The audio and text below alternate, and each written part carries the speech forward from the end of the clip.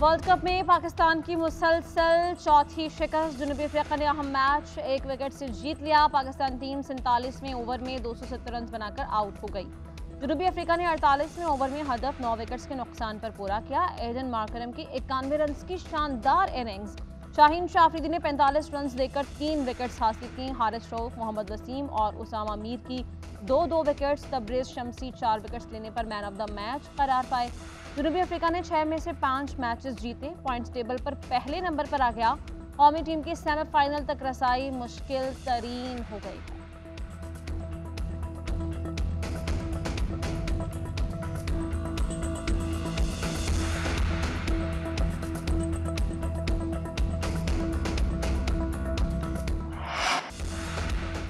पाकिस्तान का top order एक बार फिर नाकाम। ओपनर्स बल्ला घुमाना भूल गए। ओपनिंग जोड़ी 38 रन पर ही पवेलियन लौट गई। इमामुल हक आज भी 18 गेंदों पर 9 रन बनाकर चलते बने। अब्दुल्ला शफीक ने 17 गेंदों पर 12 रन बनाए। कप्तान बाबर आजम और सऊद शकील की निफ्स सेंचुरियां। शादाब खान ने 43, मोहम्मद रिजवान ने 31, इफ्तिखार अहमद ने 21 रन बनाए। मोहम्मद नवाज 24, शाहीन शाह अफरीदी 2, मोहम्मद वसीम 7 रन पर आउट हुए। जनूबी अफ्रीका के तबरेज शमसी ने 4, जेंसन ने 3 और सुप्रीम जुडिशल काउंसिल का जस्टिस मुजाहिर अली अकबर नकवी को show cause notice. Chief justice Qazi Faez Isa की ज़ेर सदारत सुप्रीम जुडिशल काउंसिल का इजलास। जजेस के खिलाफ ज़ेर इल्तिवा शिकायत का जायजा। सुप्रीम जुडिशल काउंसिल की जस्टिस मुजाहिर नकवी को 10 नवंबर तक तहरीरी जवाब जमा कराने की हिदायत। सुप्रीम जुडिशल काउंसिल के 3 मेंबरान का शो कॉज नोटिस के हक में फैसला। 2 मेंबरान की मुखालिफत। जस्टिस मुजाहिर नकवी के खिलाफ जुडिशल काउंसिल में मुबैना ऑडियो लीक और असासों समेत 10 शिकायत। जस्टिस सरदार तारिक मसूद ने मुकम्मल जांच पड़ताल करके कानूनी राय चेयरमैन सुप्रीम जुडिशल काउंसिल को दी। अटॉर्नी जनरल काउंसिल के आइंदा इजलास में बतौर प्रोसिक्यूटर पेश होंगे। जस्टिस मुजाहिर नकवी को काउंसिल की कार्रवाई खुली अदालत में चैलेंज करने का इख्तियार हासिल होगा। पाकिस्तान बार काउंसिल ने जस्टिस मुजाहिर अली अकबर नकवी के खिलाफ सुप्रीम जुडिशल काउंसिल में रेफरेंस दायर किया था।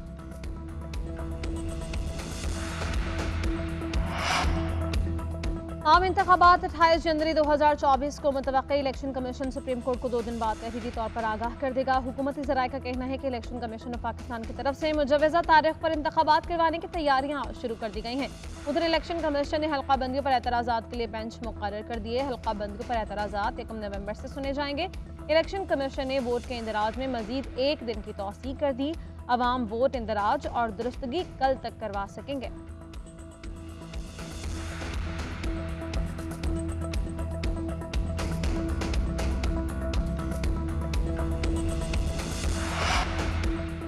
साइफर केस में चेयरमैन पीटीआई की जमानत और इखराज मुकदमा की दरख्वास्त खारिज। Chief justice Islamabad high court ने महफूज फैसला सुना दिया। ऑफिशियल सीक्रेट एक्ट के तहत चेयरमैन पीटीआई मुल्जिम करार। फैसले में कहा गया कि साइफर को किसी सूरत पब्लिक नहीं किया जा सकता। साइफर लहराते वक्त चेयरमैन पीटीआई वज़ीर आज़म के फराइज अंजाम नहीं दे रहे थे। इस जुर्म की सजा 14 साल कैद या सजाए मौत है। तहरीरी हुक्मनामे के मुताबिक हक़ाइक़ के मुताबिक वादी नज़र में मुकदमे में सेक्शन 5 का इतलाक़ होता है। साइफर खो देने की सजा 2 साल है। उधर इस्लामाबाद हाई कोर्ट ने ट्रायल कोर्ट को चेयरमैन पीटीआई के खिलाफ साइफर केस चलाने की इजाजत दे दी। इस्लामाबाद हाई कोर्ट का फर्द जुर्म आयद करने की दरख्वास्त मुस्तरद करने का तहरीरी फैसला जारी।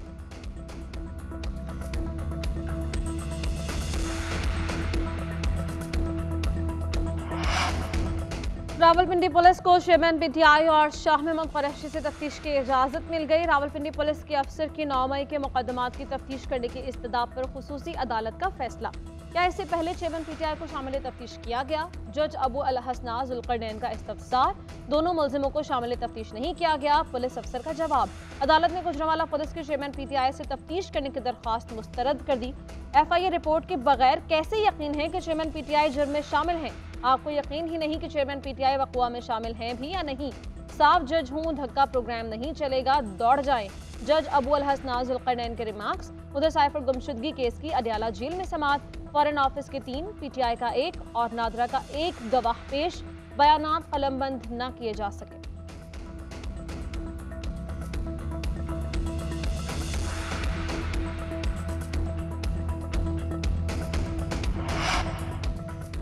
साबिक army chief general retired Qamar Javed Bajwa के समधी साबिर कलीम को क्लीन चिट मिल गई। कारोबारी शख्सियत साबिर हमीद के खिलाफ FIA में इंक्वायरी खत्म। FIA के anti money laundering circle Lahore के नोटिस के बावजूद साबिर हमीद 23 अक्टूबर को पेश नहीं हुए थे। FIA ने FBR में दी गई टैक्स रिटर्न्स और मुल्की गैर मुल्की असासों की तफसीलात तलब की।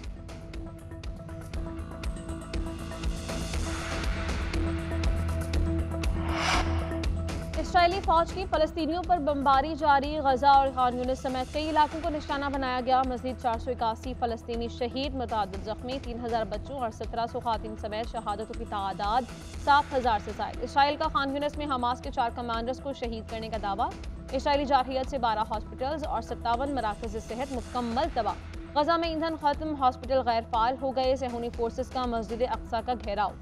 मुसलमानों को नमाज जुम्मा से रोक दिया गया। इसराइली फौज का गजा पे ज़मीनी ऑपरेशन का ऐलान। गजा में मोबाइल फ़ोन और इंटरनेट बंद। फ़लस्तीनियों का दुनिया से राबता कर दिया। अल जज़ीरा के सहाफ़ी ने कहा, मकामी रेडियो स्टेशन की नशरियात बार बार रोकी जा रही हैं।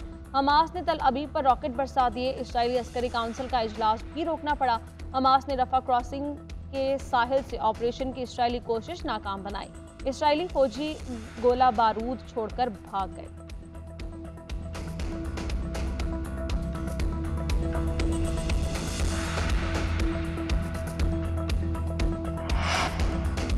अफगान मुहाजिरीन के इनखला के लिए हुकूमत ने एक्शन प्लान तैयार कर लिया। इनखला की तारीख में तोसी नहीं होगी।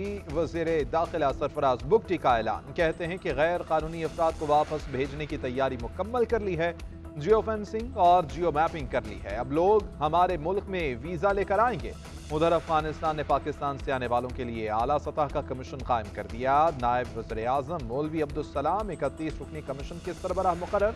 तारिकीन वतन को आर्जी रिहाइश, शनाख्त और दीगर सहूलियात से मुताल्लिक जिम्मेदारी सौंप दी गई।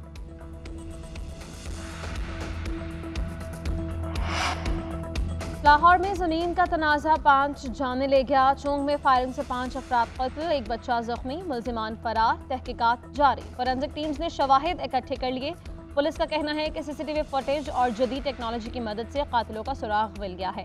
मुल्जिमान और मक़तूलीन आपस में रिश्तेदार हैं। कातिलों की गिरफ्तारी के लिए छापे मारे जा रहे हैं। वज़ीर आला पंजाब मोहसिन नकवी का कत्ल की वारदात का नोटिस। मुल्जिमान को जल्द गिरफ्तार करने का हुक्म।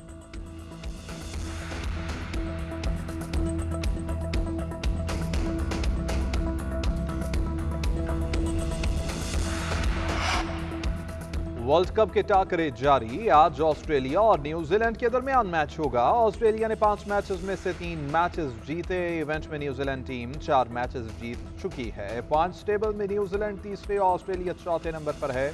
नीदरलैंड्स और बांग्लादेश भी आमने सामने होंगे।